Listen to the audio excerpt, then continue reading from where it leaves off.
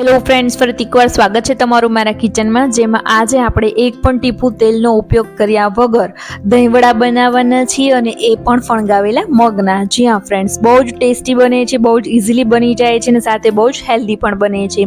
તો જ્યારે તમારે તેલ વગરની કોઈ આઈટમ બનાવવાની હોય ત્યારે તમે આ ચટપટી રેસીપીને ટ્રાય કરી શકો છો, જે બહુ જ ટેસ્ટી બને છે. તો આવો તેની આખી રેસીપીને જોઈ લઈએ ને તેની પહેલાં તમે મારી ચેનલ પર નવા હોય તો મારા વિડીયોઝને લાઇક શેર અને સબસ્ક્રાઈબ જરૂરથી કરજો અને સાથે જ મારા વિડીયોઝને હાઇપ કરવાનું નહીં ભૂલતા. તો રેસીપી તરફ આગળ વધીએ.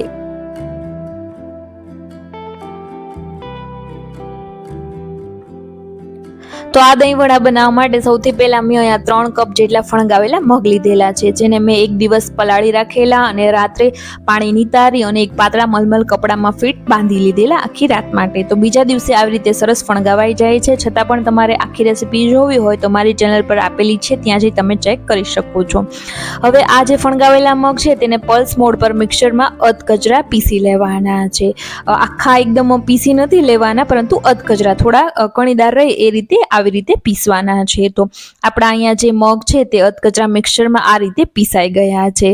તો હવે આપણે બાકી તેમાં જે સામગ્રી એડ કરવાની છે તે જોઈ લઈએ. તો સૌથી પહેલા આપણે તેમાં સૂજી લેવાનું છે 1/3 કપ જેટલું. જો તમારી પાસે સૂજી ન હોય તો સૂજીના બદલે તમે રવાનો પણ ઉપયોગ કરી શકો છો.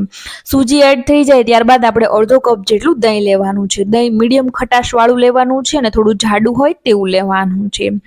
સાથે જ એ મિક્સ થઈ જાય એટલે હવે આપણે તેમાં જે ગુજરાતી ઘરોમાં રૂટીન ગ્રીન ચટણી બનાવીએ તે 2 ચમચી જેટલી તેમાં એડ કરી દેવાની છે. જો ગ્રીન ચટણી ન હોય તો આદુ મરચાં લસણની પેસ્ટ પણ તમે એડ કરી શકો છો તમારી અનુકૂળતા પ્રમાણે.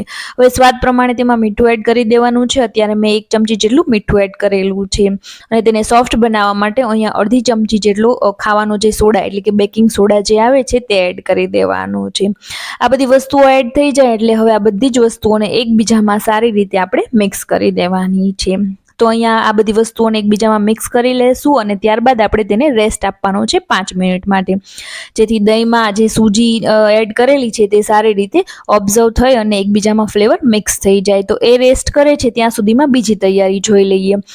આ દહીંવડાને આપણે બાફવાના છે વરાળે. તો જેમાં બાફવાના હોય એ ડીશ પર આપણે તેલ લગાવી લેશું, તેથી તેમાં જે વડા હોય તે ચોંટી ન જાય અને સાથે જ જેમાં આપણે આ દહીંવડાને બાફવાના હોય તે લોયામાં અહીંયા પાણી એડ કરી દેવાનું છે અને ગેસ પર તેને મીડિયમ ટુ સ્લો ફ્લેમ પર રાખી દઈશું, જેથી તેમાં બોઇલ આવી જાય અને આપણા વડા તૈયાર થાય ત્યાં સુધીમાં તેમાં સારી રીતે વરાળ થઈ જાય. તો હવે અહીંયા આ બાજુ 5 મિનિટ થઈ ગઈ છે. તો 2 ચમચી જેટલું પોષણ હાથમાં લઈ અને આ રીતે આપણે જે મગનું મિક્સર બનાવેલું છે તેના થોડા વડા બનાવી લેવાના છે.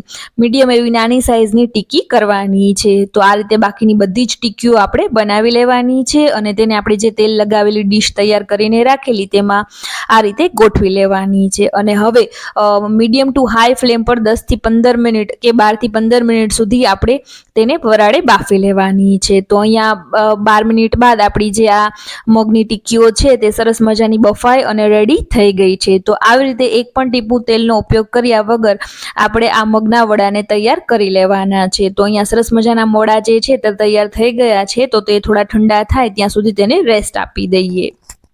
તો અહીંયા આપણા જે વડા છે તે સરસ મજાના ઠંડા થઈ ગયા છે. તો હવે આપણે તેને સર્વિંગ પ્લેટમાં લઈ લેશું અને તેને સર્વ કરી દઈશું.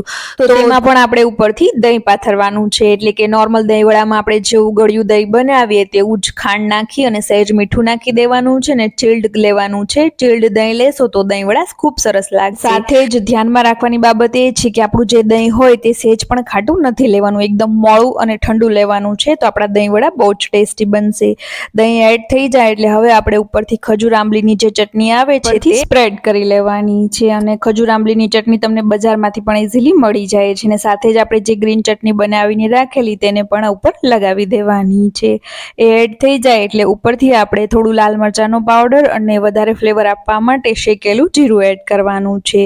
તો આ રીતે ખૂબ જ હેલ્ધી વેમાં આ તમે દહીંવડા બનાવી શકો છો, જેમાં એક પણ ટીપું તેલનો ઉપયોગ કરવાનો નથી થતો. તો વેટ લોસ જર્નીમાં આ રેસીપી તમને ખૂબ કામ આવવાની છે. તો જ્યારે પણ આવી રીતે ચટપટું જમવાનું મન થાય અને તમે વજન ઉતારવાનું હોય તો તેલનો ઉપયોગ કર્યા વગર આ રેસીપીને ટ્રાય કરી શકો છો, જે બહુ જ ઇઝીલી બની જાય છે અને સાથે બહુ જ ટેસ્ટી પણ બને છે. તો આવી જ બીજી નવી રેસીપીઓને જોવા માટે મારા વિડીયોઝને લાઇક, શેર અને સબસ્ક્રાઇબ જરૂરથી કરજો. સાથે જ તમારા ફ્રેન્ડ અને ફેમિલીમાં શેર પણ કરજો. અને હા, મારા વિડીયોઝને હાઇપ કરવાનું નહીં ભૂલતા. તો ફરી મળીશું એક નવી રેસીપીની સાથે.